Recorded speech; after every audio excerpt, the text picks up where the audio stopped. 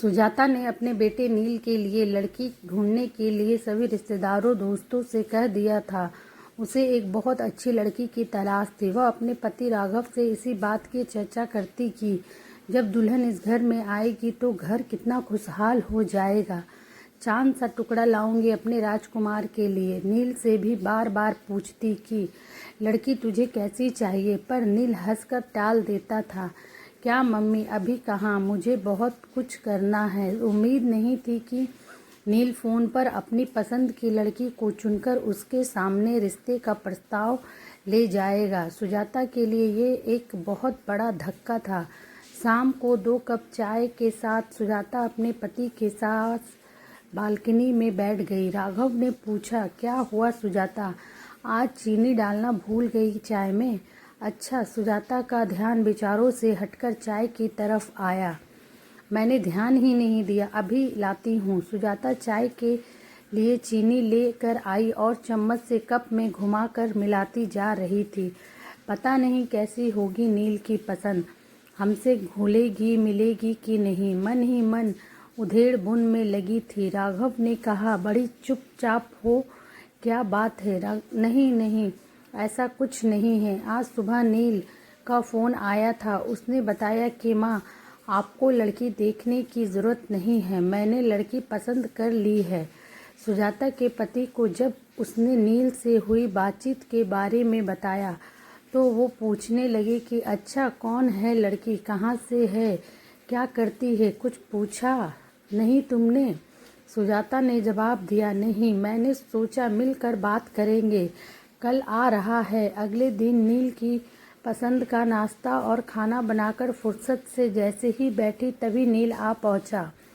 आते ही mama mama करता हुआ गले से लिपट गया। क्या बात है, आज बड़ा खुश है, सुजाता ने बोला।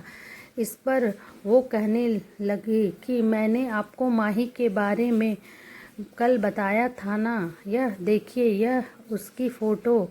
कुछ घबराई नज़रों से फ़ोटो को देखने लगी। लड़की अच्छी थी, वैसे भी ना कहने का तो सवाल ही नहीं उठता था। नील की पसंद जो थी, पर अपने लिए अपनी तरह से रिश्तेदारों में जान पहचान की लड़की देखने की उसकी इच्छा हमेशा रही थी। राघव ने सुजाता को इस बात के लिए पहले ही समझा दिया था कि नील को ही ज़िंदगी बितानी है, नील की पसंद ही माननी चाहिए।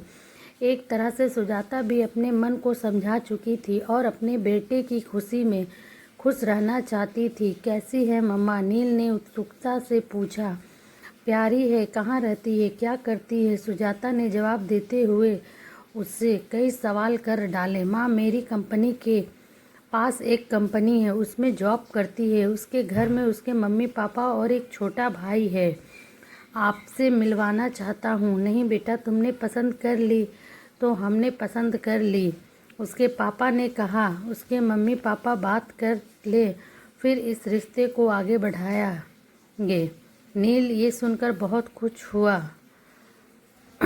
और माही के मम्मी पापा का नंबर तुरंत अपने मम्मी पापा को दे दिया। कुछ दिन बाद दोनों का रिश्ता पक्का कर दिया। माही सांवले रंग रूप की थी, आंखें जरूर बड़ी थी, लेकिन उसे देखकर सुजाता को लगा कि मैं तो इससे अच्छी ढूंढ कर लाती। गोरी चिट्टी, पर मन खामोश कर रह गई।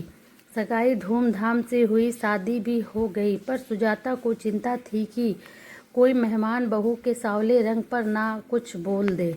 लेकिन उसने देखा माही के चेहरे पर एक मुस्कान रहती थी। दुल्हन थी माही, पर फिर भी सबका ध्यान रख रही थी। आपने पानी लिया, कुछ खाया? सब रिश्तेदार तारीफ करते नहीं थक रहे थे, पर माही ज़्यादा बोलती नहीं थी। शायद उसकी आदत ही ऐसी थी, कम बोलना। सुजाता को माही से ज़्यादा बातें करने का समय नहीं मिला। पहले मेहमान रहे, फिर वह हनीमून पर चले गए।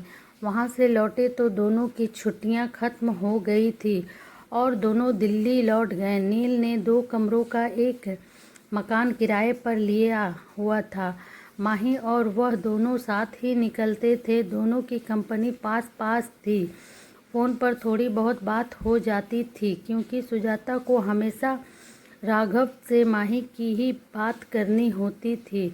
वह हमेशा कहती, माही शायद हमें पसंद नहीं करती। सुजाता को शिकायत होती थी कि वो दोनों घर नहीं आते। इस पर उसके पति राघव उसे समझा देते कि उनको छुट्टी नहीं मिल रही होगी, अभी शादी कर ली तो थी कितनी सारी छुट्टी। पर सुजाता के मन में एक डर था, बिना जान पहचान शादी हुई है। माही के कम बोलने की आदत की वजह से सुजाता और माही शादी होने के बावजूद भी एक दूसरे को ज़्यादा करीब से नहीं जान पाए थे। एक दिन नील ने फ़ोन किया और कहा, आप और पापा कुछ दिन के लिए आ जाओ, हम दोनों को छुट्टी नहीं मिल रही है, लेकिन आप लोग यहाँ आ जाइए, साथ मिलकर रहेंगे। सुजाता ने बहुत आनाकानी करते हुए मना किया, नहीं अभी नहीं, फिर कभी। लेकिन नील मानने को तैयार ही नहीं था। अच्छा, तेरे पापा से पूछ कर बताऊंगी। राघव के हाँ कहने पर सुजाता की खुशी बढ़ गई और उसने एक लिस्ट तैयार कर ली कि क्या क्या राघव के साथ वह बाजार से जाकर नील की पसंद का लेगी।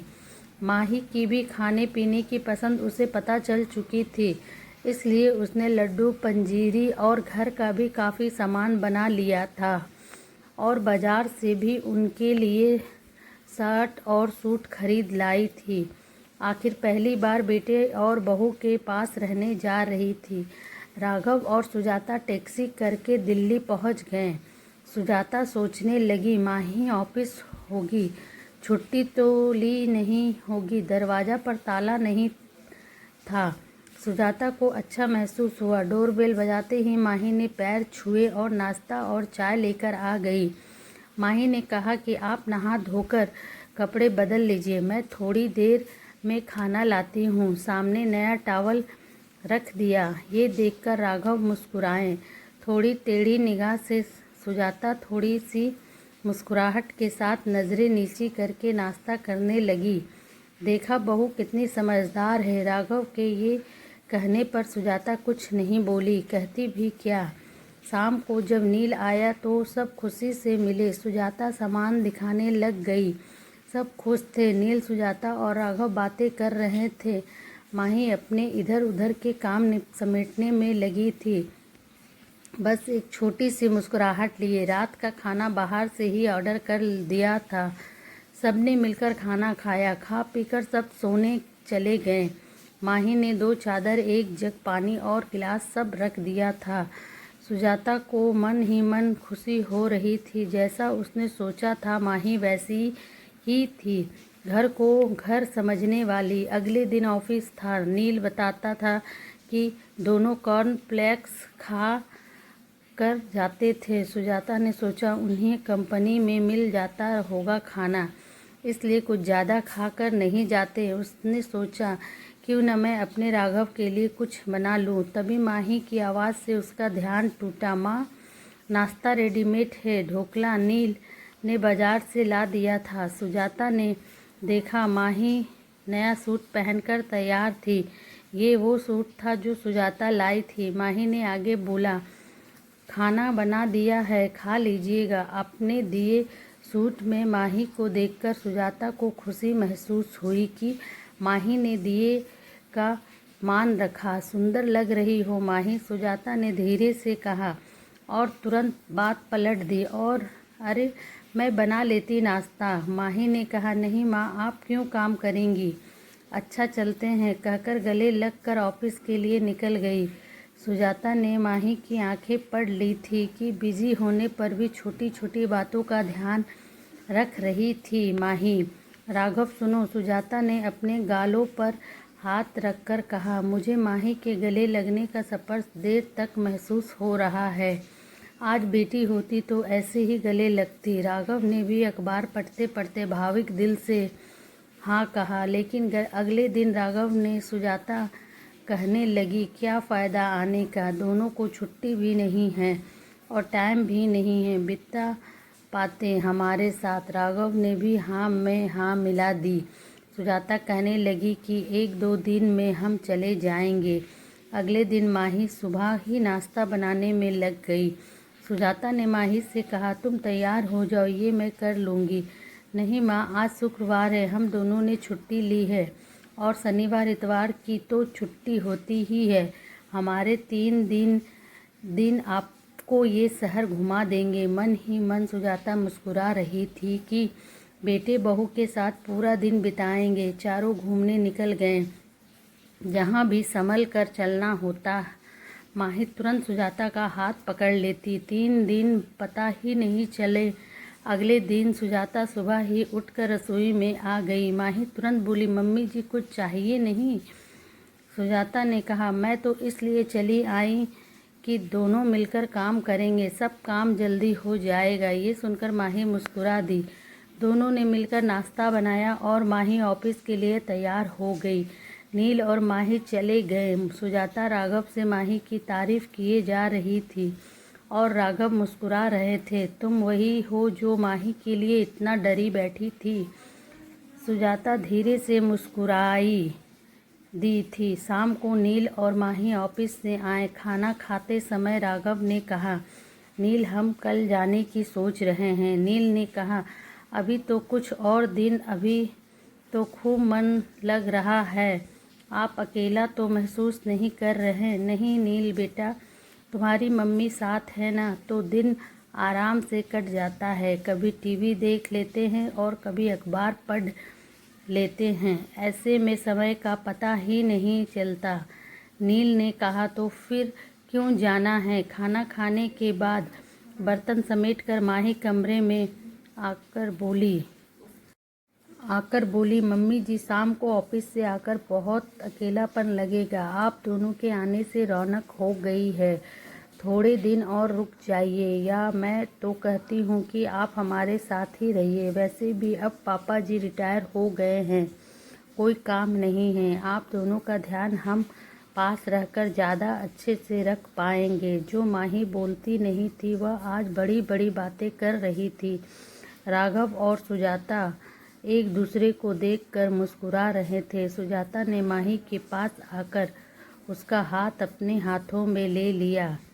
कहने लगी कि कितना ध्यान रखती हो तुम हम सबका। नील बड़ा किस्मत वाला है जो हमें एक अच्छी बहू मिली। इतनी अच्छी तो मैं भी ढूंढ नहीं पाती। ये सुनकर माही सुजाता के गले लग गई। माही बोली, मम्मी जी मैं भी किस्मत वाली हूँ जो ऐसा परिवार मिला। प्यार और अपनेपन की वजह से दिल की बात दिल तक पहुँच गई थी। आजकल दोनों के रिश्ते में बदलाव आया है। समझदारी और प्यार से रिश्ते मजबूत होते हैं।